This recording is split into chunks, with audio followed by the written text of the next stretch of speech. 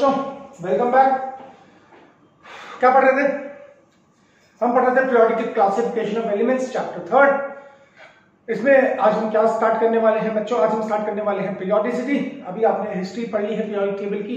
Periodic table means कैसे elements का classification हमने किया, और मॉडर्न पीरियोडिक टेबल हमने कर लिया, राइट। फिर हमने एलिमेंट्स अबव एटॉमिक नंबर 100 उनका नॉमेनक्लेचर कैसे करेंगे ये भी हमने पढ़ लिया है, ठीक है। फिर हमने ब्लॉक्स, ग्रुप्स और पीरियड्स किसी भी एलिमेंट को कैसे असाइन करेंगे ये भी हमने पढ़ लिया है। आज हम स्टार्ट करने वाले हैं पीरियोडिसिटी, ठीक है। नाउ पहली बात, पीरियोडिसिटी क्या होता है? अब आप लोगों को पता है कि जो नई पीरियोडिक टेबल है, मॉडर्न पीरियोडिक टेबल, जो कई लोगों के कंट्रीब्यूशन से बनी है, कई साइंटिस्ट के कंट्रीब्यूशन से बनी है, उसमें हम एलिमेंट्स को अरेंज करते हैं in the increasing order of the atomic number. क्या मॉडर्न पीरियोडिक टेबल में हम एलिमेंट्स को इंक्रीजिंग एटॉमिक नंबर में अरेंज करते हैं। जब हम ऐसा करते हैं तो हम ये देखते हैं कि एक डेफिनेट नंबर के बाद, जैसे 2, 8, 18, 2, 8, 8, 18, 32, ठीक है, 2, 8, 8, 18, 32, इन एलिमेंट्स, इन नंबर्स के बाद जो एलिमेंट्स हैं उनकी प्रॉपर्टीज रिपीट होती हैं, जैसे कि atomic size, ionic size, ionization enthalpy, electron gain enthalpy, इनको हम आगे पढ़ेंगे, ठीक है। इसको बोलते हैं पीरियोडिसिटी। अब तो क्या बोला, व्हाट इज पीरियोडिसिटी? एलिमेंट्स की प्रॉपर्टीज का रिपीट होना आफ्टर अ डेफिनेट नंबर, ठीक है, दैट्स कॉल्ड पीरियोडिसिटी। तो पीरियोडिसिटी क्या लिखा हुआ? Recurrence of similar properties, recurrence of similar properties of elements after regular interval when they are arranged in the order of increasing atomic number is called periodicity, ठीक है। यानी कि same properties का repeat करना after a definite number का, जब हम elements को अरेंज करते हैं in the increasing order of the atomic number, that is called periodicity, ठीक है। अब आते हैं कॉज के ऊपर। क्यों होती है भाई रिपीट? क्वेश्चन आता है क्यों होती है रिपीट? तो हमने बोला सिमिलर आउटर इलेक्ट्रॉनिक कॉन्फ़िगरेशन। क्या बोला? एक डेफिनेट नंबर के बाद सिमिलर आउटर इलेक्ट्रॉनिक कॉन्फ़िगरेशन आता है एलिमेंट्स का, और यही कारण है कॉज इन पीरियोडिसिटी का, ठीक है। जैसे फॉर एग्जांपल मैंने कुछ नंबर्स लिखे हुए हैं, ग्रुप फर्स्ट, ग्रुप 17, ग्रुप 18। आपने पीरियोडिक टेबल देख ली है, ठीक है, प्लीज उसको लर्न करिए, जितना आपको बोला गया उतना लर्न करना है क्लास 11th में आपको, ठीक है। तो ग्रुप फर्स्ट को बोलते हैं एल्कली मेटल्स, ठीक है, lithium, sodium, potassium, rubidium, caesium, ठीक है। देखो 3 के बाद 11, कितना डिफरेंस है? 8 का। 11 के बाद 19, कितना डिफरेंस है? 8 का। 19 के बाद 37, कितना डिफरेंस है? 18 का। 37 के बाद 55, कितना डिफरेंस है? 32 का, सॉरी 18 का, ठीक है। तो और इसके बाद फ्रेंशियम आता है, वो मैंने लिखा नहीं है, कोई बात नहीं। तो अब यहाँ देखिए लिथियम का electronic configuration 2s1, 3s1, 4s1, 5s1, 6s1। जैसे आप नीचे जाएंगे वैसे इलेक्ट्रॉनिक कॉन्फ़िगरेशन इस तरह से रहेगा। ये सेम इलेक्ट्रॉनिक कॉन्फ़िगरेशन है, same is the case with halogens. Halogens पता है ना, solid forming elements, fluorine, chlorine, bromine, iodine, astatine, 2s2 2p5, ns2 np5 याद रखना है इनका। जैसे 2s2 2p5, 3s2 3p5, 4s2 4p5, 5s2 5p5, 6s2 6p5। ऐसी नोबल गैसेस ns2 np6 होता है, हीलियम का 1s2 होता है, 2s2 2p6, 3s2 3p6, 4s2 4p6, 5s2 5p6 and 6s2 6p6। इतनी बात समझ में आ गई? तो कॉज, कारण, पीरियोडिसिटी समझ में आया बच्चों? मेरे ख्याल से क्लियर हो गया। पीरियोडिसिटी मतलब रीअकरेंस ऑफ सिमिलर प्रॉपर्टीज। कारण क्या? कारण क्या? कारण क्या? Similar outer electronic configuration. तो मेरे ख्याल से ये समझ में आ गया, ठीक है। अब हम क्या करेंगे, कौन कौन सी प्रॉपर्टीज है पीरियोडिसिटी में, कौन कौन सी प्रॉपर्टीज में पढ़नी है, जरा उसको फटाक से रिवाइज कर लेते हैं। देखो हमें जो प्रॉपर्टीज पढ़नी है वो पढ़नी है, पहला atomic size, atomic and ionic size and its strengths, and its strengths, strengths मतलब पीरियोडिक टेबल में भैया एटॉमिक साइज कैसे वेरी करेगा ये पढ़ना है, ठीक है। दूसरी प्रॉपर्टी पढ़नी है हमें आयोनाइजेशन एंथैल्पी। आयोनाइजेशन या तो एनर्जी बोल लो, या पोटेंशियल बोल लो, या एंथैल्पी बोल लो, या पोटेंशियल बोल लो, ठीक है। या तो आयोनाइजेशन एनर्जी, एंथैल्पी या पोटेंशियल, कुछ भी बोल सकते हैं, ठीक है। तीसरा में पढ़ना है electron gain enthalpy, electron gain enthalpy, ठीक है। चौथा में पढ़ना है इलेक्ट्रोनेगेटिविटी एंड इट्स स्ट्रेंथ्स तो पढ़ने हैं, इलेक्ट्रोनेगेटिविटी 5वां हमें पढ़ना है, समझ में आ रहा है? ठीक है, metallic and non metallic character, metallic and non metallic character.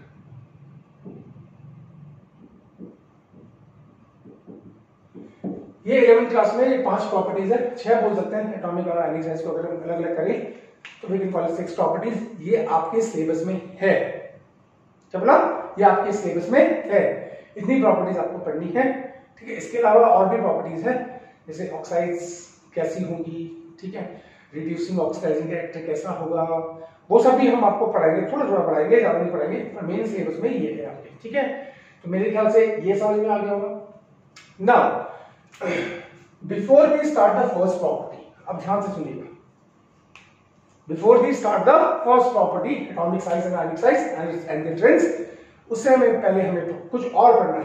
क्या पढ़ना है? क्योंकि बेटा अगर वो नहीं पढ़ेंगे तो सब में प्रॉब्लम आएगी, और उस आज का टॉपिक वही है हमारे, ये हटा दो बेटा। आज जो हमें पढ़ना है वो हमें पढ़ना है effective nuclear charge, effective nuclear charge,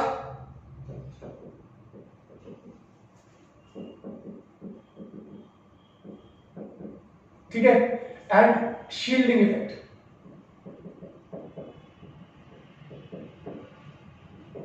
क्या पढ़ना है हमें? इफेक्टिव न्यूक्लियर चार्ज पढ़ना है और शील्डिंग इफेक्ट। ठीक है बच्चों, तो अब हम स्टार्ट करते हैं इफेक्टिव न्यूक्लियर चार्ज और शील्डिंग इफेक्ट के बारे में। ठीक है, नाउ व्हाट इज पहली बात nuclear charge. What is nuclear charge? Nuclear charge क्या होता है? अगर मैं आपसे पूछूं व्हाट इज न्यूक्लियर चार्ज, भैया न्यूक्लियस के अंदर जितने प्रोटॉन्स हैं, ठीक है, तो न्यूक्लियर चार्ज जब हम बोलते हैं total protons in the nucleus.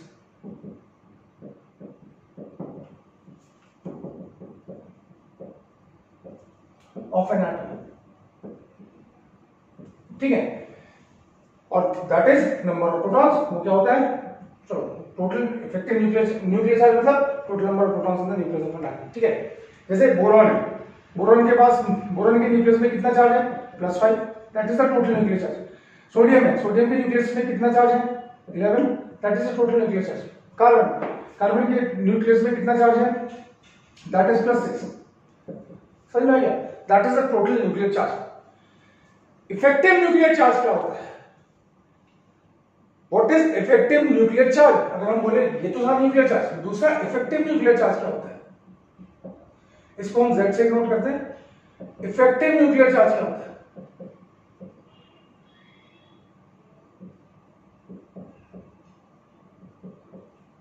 इसको हम Z एस्टेरिस्क से नोट करते हैं। ठीक है, न्यूक्लियर चार्ज क्या भैया? जितने प्रोटॉन्स है, that is called the nuclear charge. Effective nuclear charge क्या है? ठीक है, ये वो टोटल चार्ज होता है, क्या बोला? ये वो टोटल चार्ज होता है, ठीक है, जो किसी इलेक्ट्रॉन पे लगता है। क्या बोला? ये वो न्यूक्लियर चार्ज होता है जो किसी इलेक्ट्रॉन पे लगता है। ठीक ठीक, द टोटल चार्ज क्या समझ में आया? न्यूक्लियर चार्ज क्या, टोटल चार्ज, और इफेक्टिव न्यूक्लियर चार्ज क्या, वो चार्ज जो कोई इलेक्ट्रॉन रिसीव करेगा। चलो इसको समझाने के लिए एग्जांपल लेते हैं। ठीक है,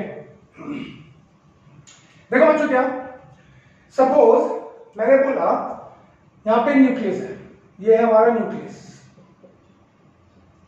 इस पे टोटल चार्ज कितना होगा? Ze, है ना? टोटल चार्ज कितना होगा? Ze, याद आ गया?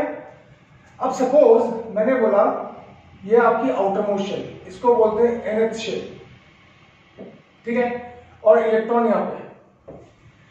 तो अब ये जो इलेक्ट्रॉन यहां पे है, इस पे दो तरह का चार्ज लगेगा, दो तरह के फोर्सेस लगेंगे। ठीक है बच्चों, पहला फोर्स भाई न्यूक्लियस इसको खींचेगा, क्योंकि न्यूक्लियस के पास क्या है? पॉजिटिव चार्ज है, इलेक्ट्रॉन के पास नेगेटिव चार्ज है, तो इसको क्या बोलेंगे? यहां पे क्या लगेगा? Force of attraction.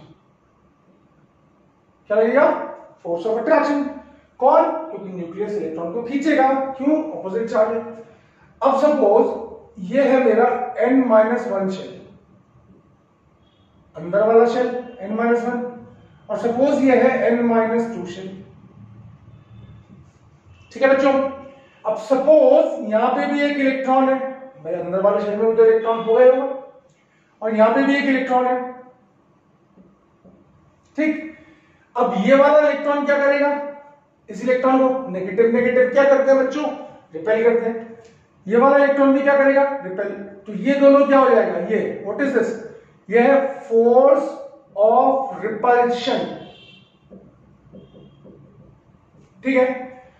तो कोई भी इलेक्ट्रॉन जब होगा उसको अंदर वाले इलेक्ट्रॉन्स जो कि लेफ्ट में, राइट वाले नहीं देखने, लेफ्ट वाले जो इलेक्ट्रॉन्स हैं, ठीक है, यानी कि उसके जो अंदर वाले इलेक्ट्रॉन्स हैं वो उसको रिपेल करेंगे। तो इतनी बात समझ में आ गई, ठीक है।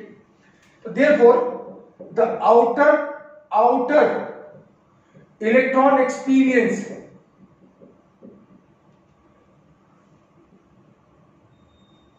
आउटर मोस्ट इलेक्ट्रॉन क्या एक्सपीरियंस करेगा, बोलो बोलो बोलो कुछ बोलो।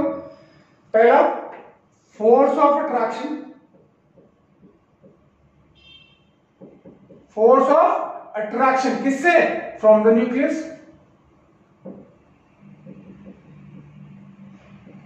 ठीक है। और दूसरा फोर्स ऑफ रिपल्शन किससे, फ्रॉम इनर इलेक्ट्रॉन्स, ठीक है बेटा। तो यहां तक समझ में आया कि आउटर मोस्ट इलेक्ट्रॉन जो होता है उसको न्यूक्लियस अपनी तरफ खींचता है, जैसे न्यूक्लियस इस वाले इलेक्ट्रॉन को भी अपनी तरफ खींचेगा, इस वाले को भी खींचेगा, ठीक, वैसे इसको भी अपनी तरफ खींचेगा। पर जितना न्यूक्लियस के अंदर चार्ज है, क्या सारा का सारा चार्ज लगेगा इस पे, नहीं लगेगा, उससे कम लगेगा। क्यों लगेगा, क्योंकि ये जो इलेक्ट्रॉन्स हैं, अंदर वाले इलेक्ट्रॉन्स हैं, ये इस इलेक्ट्रॉन को न्यूक्लियस से दूर भगा रहे हैं बाय कॉजिंग द रिपल्शन। यहां तक समझ में आया, हाँ या ना, ठीक है। तो हम क्या बोलेंगे, ड्यू टू, नोट क्या लिखेंगे, ड्यू टू क्या, force of repulsion from the inner electrons, force of repulsion from inner electrons, ठीक है। जो आउटर मोस्ट इलेक्ट्रॉन है, the outer most electron experience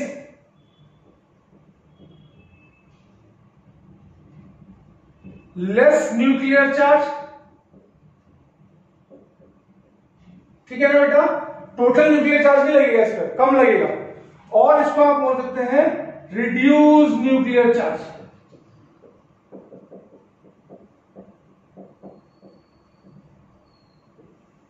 ठीक है। और इसको हम जेड एस्टेरिस्क से नोट करते हैं, पहले याद समझ में आया। दोबारा, ये न्यूक्लियस है, ये आउटर मोस्ट इलेक्ट्रॉन है, न्यूक्लियस इस इलेक्ट्रॉन को अपनी तरफ खींचेगा, ठीक, पर जो इनर इलेक्ट्रॉन्स हैं, ठीक, वो इस इलेक्ट्रॉन को रिपेल करेंगे। इसकी वजह से इस इलेक्ट्रॉन पे जितना न्यूक्लियस के पास चार्ज है उतना नहीं लगेगा। जो न्यूक्लियस के पास चार्ज होता है उसको टोटल न्यूक्लियर चार्ज बोलते हैं, और जो इलेक्ट्रॉन आउटर मोस्ट इलेक्ट्रॉन पे लगता है या किसी भी इलेक्ट्रॉन पे लगता है वो टोटल न्यूक्लियर चार्ज से कम लगता है, उसको रिड्यूस न्यूक्लियर चार्ज बोलते हैं। और इसी reduce nuclear charge, this reduce nuclear charge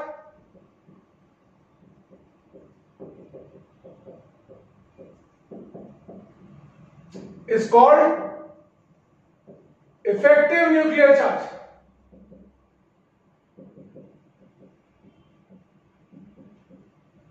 इसी को हम क्या बोलेंगे, इफेक्टिव न्यूक्लियर चार्ज। तो मेरी बात समझ में आ गई, हाँ या ना, समझ में आ गया। अब ये था पहला पॉइंट। दूसरा पॉइंट भी यहीं पे लिख रहा हूं, ये जो इनर इलेक्ट्रॉन्स हैं बच्चों, ये क्या कर रहे हैं, आउटर मोस्ट इलेक्ट्रॉन पे टोटल न्यूक्लियर चार्ज नहीं लगने दे रहे, उससे कम लग रहे। यानी कि मैं ये बोल सकता हूं कि जो इनर इलेक्ट्रॉन्स हैं, ये आउटर मोस्ट इलेक्ट्रॉन को न्यूक्लियस के फोर्स ऑफ अट्रैक्शन से बचा रहे हैं। इसको बोलेंगे इनर इलेक्ट्रॉन्स का शील्डिंग इफेक्ट, शील्डिंग और screening effect.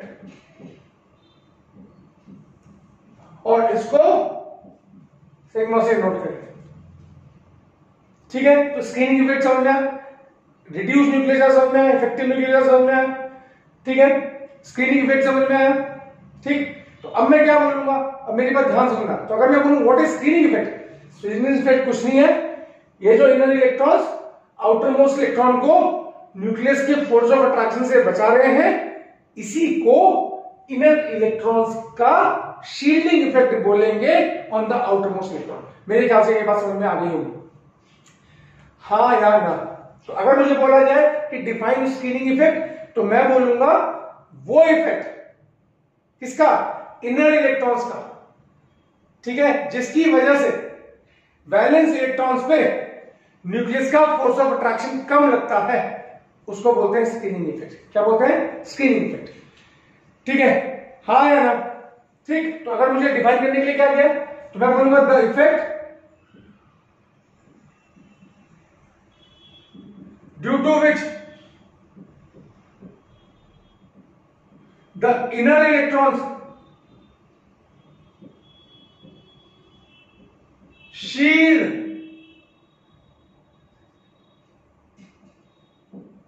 the outermost electron from the nucleus, the nuclear force of attraction is called the screening effect.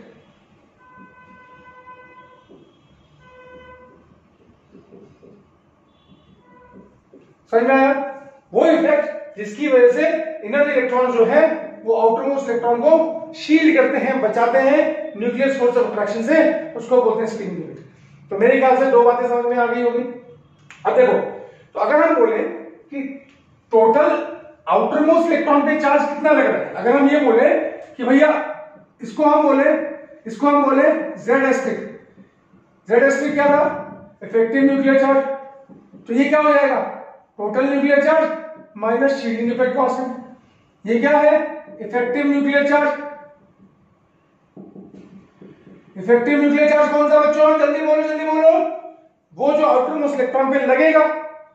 ठीक, ये क्या है, टोटल नंबर ऑफ प्रोटॉन्स, यानी कि total nuclear charge, total number of protons, इसको बोलेंगे shielding या screening effect constant, SHIELDING, shielding effect constant. ठीक है बेटा, अब मेरी बात मेरे ख्याल से समझ में आया होगा। आया बच्चों, बालकों और कन्याओं, समझ में आया सबको?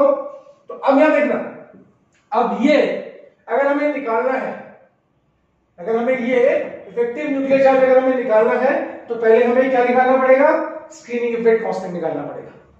पहले बार यहां से समझ में आया, सबको समझ में आया? पक्का? तो अब हम क्या पढ़ेंगे, rules for calculating the screening effect constant. समझ में आ गया?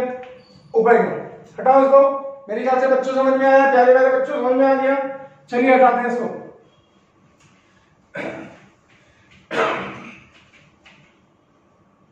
तो हेडिंग क्या डालेंगे हम?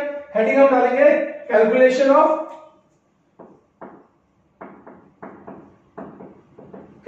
Of screening, SCREENING, screening constant या शील्डिंग कांस्टेंट, बात एक ही है। ठीक है जी, अब इसके कुछ रूल्स हैं वो आपको फॉलो करने पड़ेंगे। ठीक, तो पहला रूल आ जाए, right the electronic configuration of element in the following sequence. सबसे पहले क्या करना है बेटा, आप क्या लिखते हैं, इलेक्ट्रॉनिक कॉन्फ़िगरेशन ऑफ प्रिंसिपल, ये लिखते हैं ना, 1s 2s 3s 4s 2p 3p, ऐसे करते हैं ना, ये ऑफ प्रिंसिपल से लिखते हैं, ऐसे लिखते हैं। अब ऐसे नहीं लिखना है, ठीक है? अब मैं आपको नया सीक्वेंस दे रहा हूं कि अगर आपको स्क्रीनिंग इफेक्ट कांस्टेंट कैलकुलेट करना है, तो आपको इलेक्ट्रॉनिक कॉन्फ़िगरेशन इस तरह से नहीं लिखना पड़ेगा। कैसे लिखना पड़ेगा, 1s, फिर 2s 2p, ठीक है, फिर 3s 3p, ठीक है बच्चों, फिर 4s 4p, सॉरी, उसके बाद 3d, फिर 4s 4p, ठीक ठीक है, फिर 4d, फिर 4f, फिर 5s, 5t, etc. ऐसे लिखना पड़ेगा, ये सीक्वेंस फॉलो करना पड़ेगा। मैं करके दिखाऊंगा, अभी टेंशन मत लीजिए। पहले तो याद है समझ में आया? ठीक। अब देखो क्या दूसरा रूल क्या बोलता है, दूसरा रूल क्या बोलता है, ध्यान देंगे सब लोग जरा प्लीज। ठीक है बच्चों, यहां तक समझ में आया? वो ये बोलता है, अब जैसे चलो मैं आपको एक एग्जांपल करके दिखाता हूं। ठीक है, सपोज आपने बोला जिंक, जिंक का एटॉमिक नंबर होता है 30, तो अब इसको कैसे लिखेंगे? ठीक है, ठीक है, 1s 2s 2p 3s 3p, ठीक है, 3s 3p को एक साथ लिखना है, s और p को एक साथ, फिर 3d, फिर 4s। ठीक है, इलेक्ट्रॉन फिल करें 2 4 6, 10 हो गए, 12 और 6 18 हो गए, 10 28 हो गए। समझ में आया? ये देखो 1s को यहां लिखा, फिर 2s 2p को एक साथ लिखा, फिर 3s 3p को एक साथ लिखा, फिर 3d को एक साथ लिखा, फिर 4s को लिखा। ऐसे लिखना बेटा। ठीक है, अब ये है ना, अब शेल का क्लासिफिकेशन करो। ये कौन सी फर्स्ट शेल, ये सेकंड शेल, ये थर्ड शेल, शेल तो पता है ना, और ये फोर्थ शेल। इसको बोलेंगे nth शेल, इसको बोलेंगे n-1 शेल, इसको बोलेंगे n-2 शेल, इसको बोलेंगे n-3 शेल। ये क्या होगी? nth शेल हो गई, ये उसके अंदर वाली n-1, ये अंदर वाली n-2 है ना बेटा, समझ में आ रहा है? आउटर मोस्ट है ना प्रिंसिपल क्वांटम नंबर 4, 4-1 3, 4-2 2, 4-1 1। मेरे ख्याल से समझ में आ गया होगा, याद आ गया। अब आते हैं रूल नंबर सेकंड के ऊपर। तो ये समझ में आया बच्चों? रूल नंबर सेकंड क्या बोलता है? all the electrons in ns and np contribute 0.35 to shielding effect constant। अब ना देखो बेटा क्या होगा, अब मैं जो रूल लिखूंगा ना आपको अजीब सा लगेगा, एक्चुअली में ये तब समझ में आएगा जब हम कैलकुलेट करना सीखेंगे। ठीक है, ठीक है, तो हमने क्या बोला, ns और np में जितने भी इलेक्ट्रॉन्स होंगे उनका कंट्रीब्यूशन होगा 0.35, बट इसमें एक एक्सेप्शन है, बट फॉर 1s, ठीक है, the one electron, the contribution is, सीधा लिखते हैं, द कंट्रीब्यूशन इज 0.30। ठीक है, मतलब अगर मैं बोलूं कि इस पे 2 इलेक्ट्रॉन्स है, 4s के अंदर 2 इलेक्ट्रॉन्स है, 4s के अंदर 2 इलेक्ट्रॉन्स है। ठीक है, तो अब क्या करेगा, एक इलेक्ट्रॉन दूसरे इलेक्ट्रॉन को न्यूक्लियस के फोर्स ऑफ अट्रैक्शन से बचाएगा। तो इसका कंट्रीब्यूशन कितना होगा? 4s वाले का 0.35। नहीं आया? दोबारा बोल रहा हूं, 4s के अंदर 2 इलेक्ट्रॉन है, तो एक इलेक्ट्रॉन दूसरे इलेक्ट्रॉन को न्यूक्लियस फोर्स ऑफ अट्रैक्शन से बचाएगा, उसी को बोलते हैं शील्डिंग इफेक्ट। ठीक है, तो इसका कंट्रीब्यूशन शील्डिंग इफेक्ट कांस्टेंट में कितना होगा? 0.35। ठीक है, पर अगर मैं हीलियम की बात करूं, हीलियम का इलेक्ट्रॉनिक कंट्रीब्यूशन क्या होता है? 1s2। कितने इलेक्ट्रॉन है? 2। ठीक है, तो इसका कंट्रीब्यूशन कितना होगा? ये इसको न्यूक्लियस के फोर्स होगी, यहां हीलियम का न्यूक्लियस है, 2 प्रोटॉन है, तो ये एक इलेक्ट्रॉन दूसरे इलेक्ट्रॉन को न्यूक्लियस के फोर्स ऑफ अट्रैक्शन से बचाएगा। पर ये किसमें है? 1s में, तो इसका कंट्रीब्यूशन कितना होगा? 0.35, 0.30। समझ में आ गया? किसी भी ns np का होगा 0.35, nh शेल वाले का 0.35, बट 1s वाले का कितना होगा? 0.30। यहां तक समझ में आ गया? तो रूल नंबर सेकंड समझ में आ गया मेरे ख्याल से बच्चों? बोलो बच्चों, समझ में आया? अब हम बात करते हैं n-1 वाले शेल की। ठीक है, all electrons in n-1 shell, ये जो n-1 शेल है, कितने इलेक्ट्रॉन्स है? अगर हम जिंक की बात करें 18 है ना, 18 इलेक्ट्रॉन्स है ना, ये कितना बचाएंगे आउटर मोस्ट इलेक्ट्रॉन को? इनका कंट्रीब्यूशन होगा 0.85। कंट्रीब्यूट कितना? 0.85 टू 6 शील्डिंग इफेक्ट कांस्टेंट। ठीक है, ये 18 इलेक्ट्रॉन्स का कितना होगा? 0.85। ठीक है, फोर्थ रूल नंबर 4। ठीक है, all electrons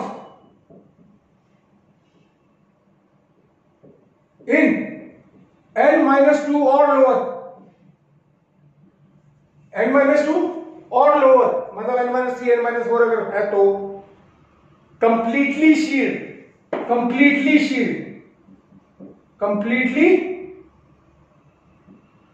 shield the outermost electron and their contribution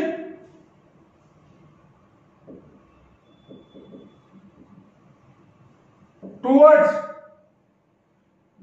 shielding effect constant is 1, यानी कि n-2 का कंट्रीब्यूशन और उसके नीचे जितने भी एलिमेंट्स है और जितने भी इलेक्ट्रॉन्स है उन सबका कंट्रीब्यूशन कितना होगा 1। मेरे ख्याल से 4 रूल समझ में आया बच्चों? हाँ या ना? हाँ या ना? ठीक है। अब सपोज अगर मुझे 3D, अब एक रूल और है बच्चों, सपोज मुझे न्यूक्लियस का फोर्स ऑफ अट्रैक्शन 3D पे देखना है, 4S पे नहीं देखना है। अजीब सा लगेगा, अभी जब कैलकुलेट करेंगे तो आ जाएगा। 3D पे न्यूक्लियस का फोर्स ऑफ अट्रैक्शन देखना है, या आउटर मोस्ट नहीं है, हम किसी भी इलेक्ट्रॉन पे न्यूक्लियस का फोर्स ऑफ अट्रैक्शन देख सकते हैं। किसी भी इलेक्ट्रॉन पे कितना इफेक्टिव न्यूक्लियर चार्ज लग रहा है वो हम कैलकुलेट कर सकते हैं। सपोज 3D पे करना है, ठीक है। डी और एफ वाले के लिए रूल चेंज हो जाएंगे। क्या बोला? डी और एफ वाले के लिए रूल चेंज हो जाएंगे। ये वाला रूल सेम रहेगा पर ये वाले रूल चेंज हो जाएंगे, ठीक है। तो last number rule, fifth rule दिखाई दे रहा है आपको? गुड, दिखाई दे रहा है, ठीक है। तो when the electron to be shielded is present in Nd or Nf subshell, अगर जो मुझे जिस इलेक्ट्रॉन्स पे शील्डिंग इफेक्ट कैलकुलेट करना है वो डी में है या एफ में है, ठीक है। तो rule number second remains the same, ये वाला rule. Then rule second remain same,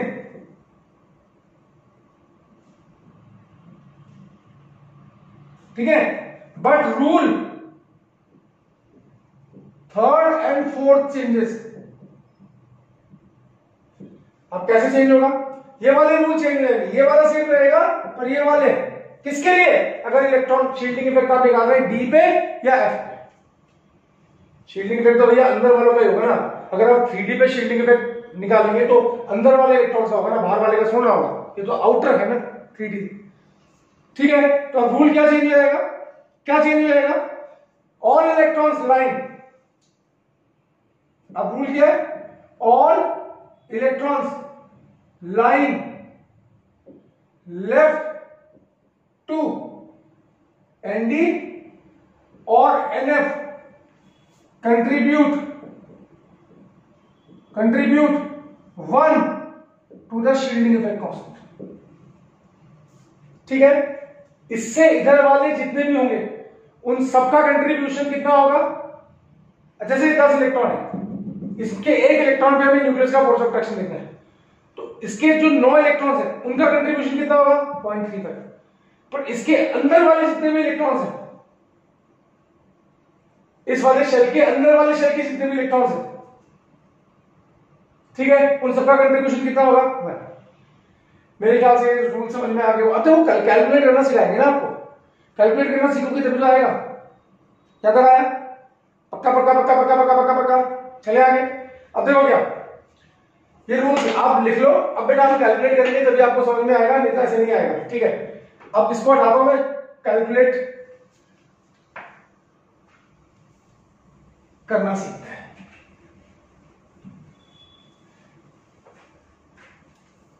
चलिए सबसे पहले हम निकालते हैं जिंक की बात करते हैं।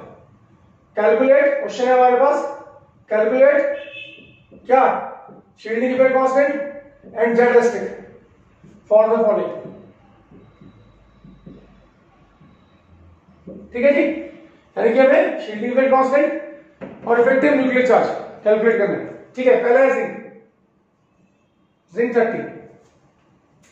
अब जिंक 13 का सबसे पहले क्या करेंगे? 1s 2s 2p 3s 3p 3d 4s, ऐसे करेंगे। 2 हो गया, 2 हो गया, 6 हो गया, 2 हो गया, 6 हो गया, 10 हो गया, 2 हो गया। 1s को एक तरफ, 2s to 2 एक तरफ, 3s2 को एक तरफ, 3d को एक तरफ, 4s को एक तरफ। अब देखो जब हम शील्डिंग इफेक्ट कांस्टेंट कैलकुलेट करने जाएंगे तो सपोज हम 4s इलेक्ट्रॉन में कैलकुलेट करें, किस पे कर रहे हैं बच्चों? 4s। अब 4s के अंदर कितने इलेक्ट्रॉन है? 2 इलेक्ट्रॉन है, ठीक है। तो रूल नंबर वाज क्या? अभी हमने रूल पढ़े, nth इलेक्ट्रॉन का कंट्रीब्यूशन कितना है? 0.35। तो इसके एक इलेक्ट्रॉन का कंट्रीब्यूशन, एक इलेक्ट्रॉन दूसरे इलेक्ट्रॉन को न्यूक्लियस के फोर्स ऑफ फ्रैक्शन से बचाएगा। टोटल z कितना है? 30। z कितना है? 30। अब हमें क्या निकालना है? ये निकालना है। ये कैसे निकलेगा? nth इलेक्ट्रॉन का कंट्रीब्यूशन कितना? 0.35। कितने इलेक्ट्रॉन है? 1, ठीक है। प्लस अब ये क्या है? ये nth शेल है। ये कौन सी शेल है? n-1 है। ये कौन सी शेल है? n-2 है। ये कौन सी शेल है? n-3 है, ठीक है। तो अपने शेल nth शेल का कंट्रीब्यूशन कितना होगा? 0.35, ठीक है। ध्यान लगाया। अब n-1 शेल का कंट्रीब्यूशन कितना है? 0.85। अभी बढ़ा, कितने इलेक्ट्रॉन्स हैं? 18, ठीक है। प्लस n-2 लोअर का कितना होता है? 1। तो कितने हैं? 6 और 8 और 10, 10 into 1, ठीक है। ये कितना आएगा? ये आएगा, ये आता है अप्रोक्सीमेटली 25.65, ये आ गया। तो अब ऊपर ना, अब मैं क्या करूंगा? ZST निकालूंगा। वो क्या होता है? Z minus shielding effect constant. Z कितना है? 30। शील्डिंग इफेक्ट कांस्टेंट कितना है? 25.65। तो कितना आएगा? 4.35। यानी कि इस आउटर मोस्ट जो 4s का इलेक्ट्रॉन होगा उसमें इफेक्टिव न्यूक्लियर चार्ज कितना है? 30 है। तो शील्डिंग इफेक्ट कितना है? 25.65। तो इस आउटर मोस्ट इलेक्ट्रॉन पे कितना न्यूक्लियस का चार्ज लगा है? सिर्फ 4.35, सिर्फ 4.35। पता समझ में आया? हाँ या ना? 2, 3, 4, 5 करोड़ बेटा तब जाके समझ में आ गए। इतनी बात समझ आई? रूल सेट हो। nth का कंट्रीब्यूशन 0.35, n-1 का कंट्रीब्यूशन 0.85, n-2 और लोअर का कंट्रीब्यूशन, ये तो आप रख सकते हो, n का कंट्रीब्यूशन 0.35, ठीक है। अब आते हैं, ये हटा दूं, समझ में आ गया? नोट करते रहिए फटाफट। अब हम क्या करते हैं? अब हम ये देखो, lithium, beryllium, boron, carbon, nitrogen, oxygen, fluorine, neon, इन सबका लाइन से कैलकुलेट करते हैं। 3 electron, 4 electron, 5 electron, 6 electron, 7 electron, या न्यूक्लियर चार्ज 7, 8, 9, 10। ये लेफ्ट से राइट जाएंगे तो क्या होगा? ठीक है। Z कितना है लिथियम का? सबका कैलकुलेट करेंगे लाइन से।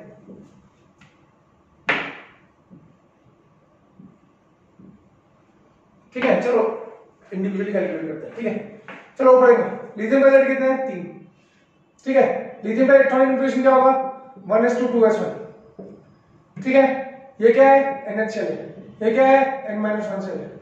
ठीक है, तो शील्डिंग इफेक्ट कांस्टेंट कितना लगेगा? जल्दी करो भाई, इसमें तो एक इलेक्ट्रॉन है, इसका तो कुछ नहीं होगा। N-1 का 0.85 into 2, ठीक है, यानी कि 1.70। ठीक, तो ZST कितना आएगा? ठीक है, Z कितना है? कितने एटॉमिक नंबर है? 3 माइनस 1.7, तो इफेक्टिव न्यूक्लियर चार्ज कितना लगा? 1.3। ठीक है, अब आ जाते हैं बेरिलियम पे। ठीक है, बेरिलियम का इलेक्ट्रॉनिक कन्फिग्रेशन 1s2 यहाँ पे कितना है? NH है, ये क्या है? N-1 है। तो शील्डिंग इफेक्ट कांस्टेंट जब आप निकालोगे तो कितना आएगा? बोलो बोलो बोलो बोलो, शील्डिंग इफेक्ट कांस्टेंट निकालोगे तो कितना आएगा? 2s2 है ना। इसका कंट्रीब्यूशन 0.35, NH का 0.35 into 1 प्लस 0.85 into 2, NH का 0.35, N-1 का 0.85, तो कितना आ गया? 1.7 प्लस 0.35, 2.05। हाँ यार, ठीक है, ये आया। तो ZST कितना आएगा? 4 माइनस 2.05 कितना आया? 1.95। ठीक है, सारे तो नहीं हो पाएंगे। चलो अब हम करते हैं, बेरिलियम हो गया, अब हम करते हैं बोरॉन का कैलकुलेट। लेफ्ट से राइट क्या हो रहा है सीखना है। ठीक है, बोरॉन का atomic number 5। Electronic configuration boron का 1s2 2s2 2p1, ये हो गया NH शेल, ये हो गया N-1 शेल।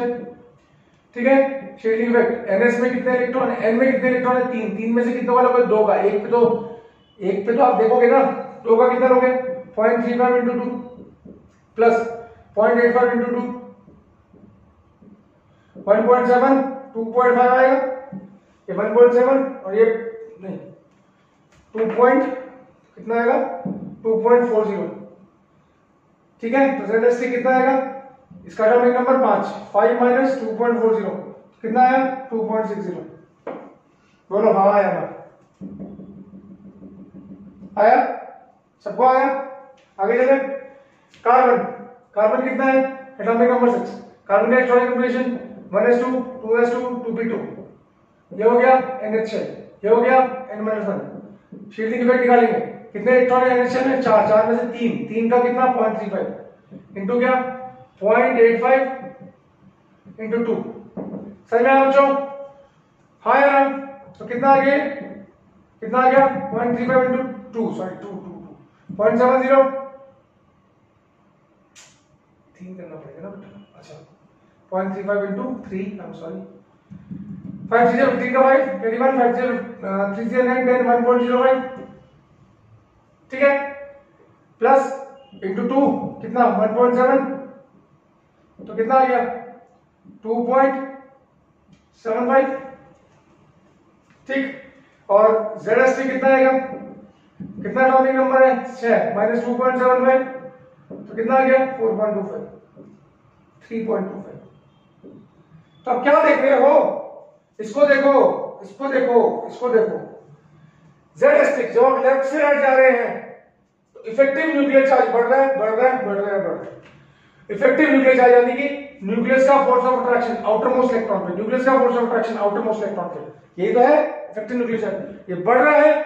और कॉमन सेंस की बात, जब लेफ्ट साइड जा रहे इफेक्टिव न्यूक्लियर चार्ज बढ़ेगा तो साइज छोटा होगा, क्या होगा, साइज छोटा। तो आज हमने क्या किया बच्चों, अब ऐसे और भी कैलकुलेट कर सकते हैं। ठीक है, तो आज हमने क्या किया, शील्डिंग इफेक्ट कांस्टेंट निकालना सीखा और इफेक्टिव न्यूक्लियर चार्ज निकालना सीखा। ठीक है, आज इस वीडियो को यही खत्म करते हैं। नेक्स्ट वीडियो में एटॉमिक साइज और उसके ट्रेंड्स के बारे में पढ़ेंगे। Thank you so much for watching.